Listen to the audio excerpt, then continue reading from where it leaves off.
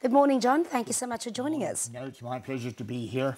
Especially after the rains, it's slightly better. There's some people who haven't had quite anything like their fair share of rains, but that's typical of Namibia. Yes. We are the driest country in the southern hemisphere, so we can't always expect or sort of have a full plate of what we'd like the most. Yes.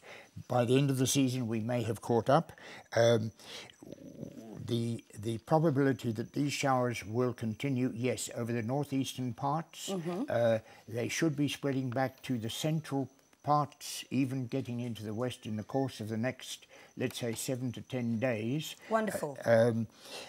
The other positive thing is that this is largely tropical air. That means the storms are heavier, which means the raindrops are bigger. So out of one shower, you're likely to get a more valuable input for dry country than, like we have seen over the eastern parts, particularly the Omheki region, which has been more or less saved. It's a very vital cattle area. Their grasslands were getting in quite a dire state.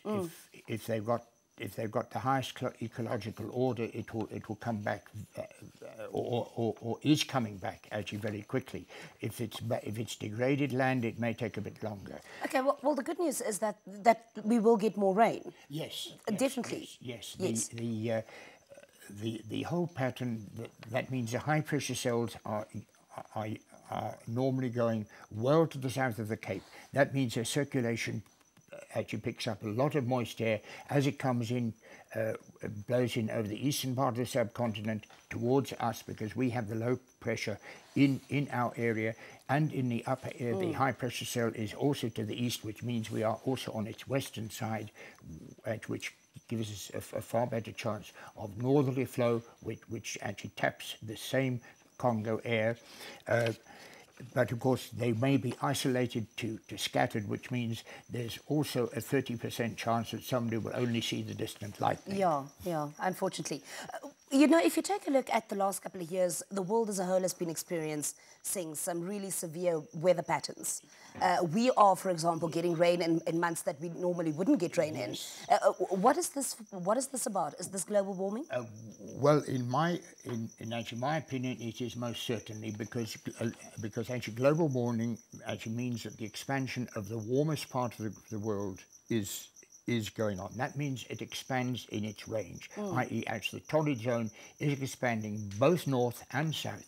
All right, we don't hear too much about the south because it's all ocean, but in the northern hemisphere, where there's a lot of land, we are seeing actually drama and all sorts of things happening virtually on sort of a day-to-day basis, because the expansion actually squeezes the subtropical high pressure belt, which squeezes at the tepid, or the zones where the polar front lows regularly form, which means you get tighter isobars, higher wind speed pressures. You get sort of the word drama in sort of the weather world. I can go on for half an hour about it. And this is going to continue for the next couple of years?